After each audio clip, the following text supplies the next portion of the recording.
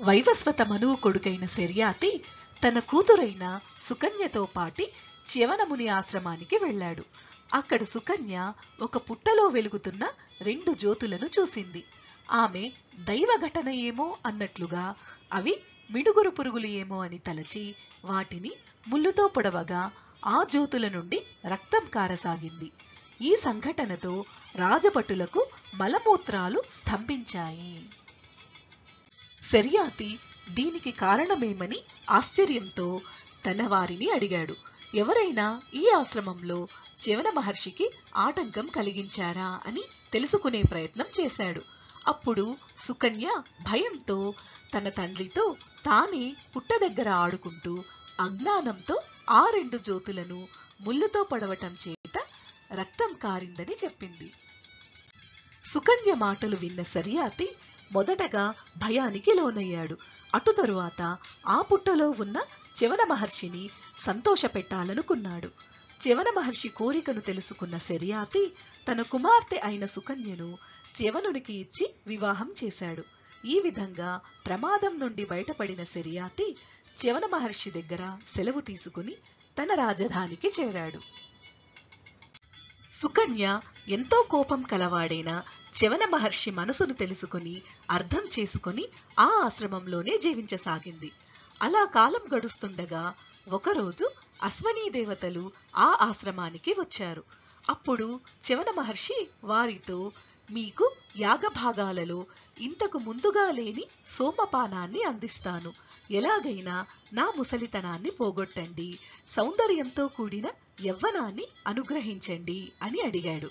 అందుకు సంతోషించిన అశ్వినీ దేవతలు సిద్ధులచే నిర్మించబడిన ఈ మడుగులో మునగమని చెప్పారు. అశ్వనీ దేవతల మాటలను విని వారి చేత చ్యవన మహర్షి మడుగులో మునిగాడు. తరువాత ఆ మడుగు నుండి తామరపూల మాలలతో, చెవికమ్మలతో, మంచి వస్త్రాలతో ఉన్న ఎంతో సౌందర్యం కలిగిన ఒకేలా ఉన్న 3 బయటకు వచ్చారు. అంటే మడుగులో అశ్వనీ దేవతల ప్రోత్సాహంతో వారితో పాటు మడుగులో మునిగిన చ్యవన మహర్షి వారిలాగానే ఉన్న రూప సౌందర్యాన్ని పొందాడని అర్థము. సూర్యుని తేజంతో ఒకేలాగా ఉన్న 3ని చూసిన సుకన్య తన భర్త ఎవరో పోల్చుకోలేక అశ్వినీ దేవతలను, ఓ పుణ్యాత్ములారా, నా భర్త ఎవరో తెలుసుకోవడంలో నాకు సహాయపడమని కోరింది. ఈ విధంగా అడిగిన సుకన్యను చూసి సంతోషించిన అశ్వినీ దేవతలు ఆమెకు చ్యవన మహర్షిని చూపించి వారి విమానంలో అక్కడి నుండి బయలుదేరారు. శర్యాతి ఒకరోజు యాగం చేయ తలచి చ్యవన మహర్షి ఆశ్రమానికి వెళ్ళాడు. అక్కడ తన కూతురైన సుకన్య పక్కనే సూర్యుని తేజంతో ఉన్న ఒక పురుషుణ్ణి చూశాడు. సుకన్య తన తండ్రికి మర్యాదలు చేసినా ఇష్టపడని ఆమె తండ్రి శర్యాతి సుకన్యతో, ఎంతో గొప్పవాడైన మునిశ్రేష్ఠుడైన లోకంలో ఎంతో కీర్తిని కలిగి ఉన్న చ్యవనుడిని వంచించడం నీవు చేసిన అపరాధము. ఉత్తమ కుటుంబంలో పుట్టిన నీవు నీ భర్తను వంచిన కారణం చేత ఇటు నీ తండ్రిని అటు నీ భర్తను అంధకారం పాలు చేశావు.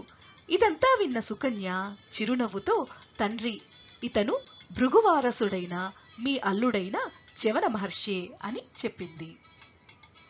సుకన్య తన తండ్రైన శర్యాతికి చ్యవన మహర్షి ఎలా యవ్వన రూపమును పొందాడో వివరించింది.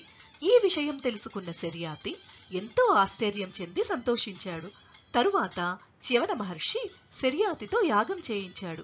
ఒక పాత్రలో సోమరసాన్ని అశ్వినీ దేవతలకు అందించాడు. అశ్వినీ దేవతలు సోమరసాన్ని అందుకున్నాక కోపగించిన ఇంద్రుడు చ్యవనుని పైన వజ్రాయుధాన్ని ప్రయోగించాడు. కాని భృగువంశజుడైన చ్యవనుడు ఎంతో ఆశ్చర్యంగా ఆ వజ్రాయుధాన్ని ఇంద్రుని భుజం మీద స్తంభించేట్లుగా చేశాడు. అటు తరువాత దేవతలందరూ అశ్వినీ దేవతలకు సోమభాగాన్ని ఇవ్వడానికి అంగీకరించారు.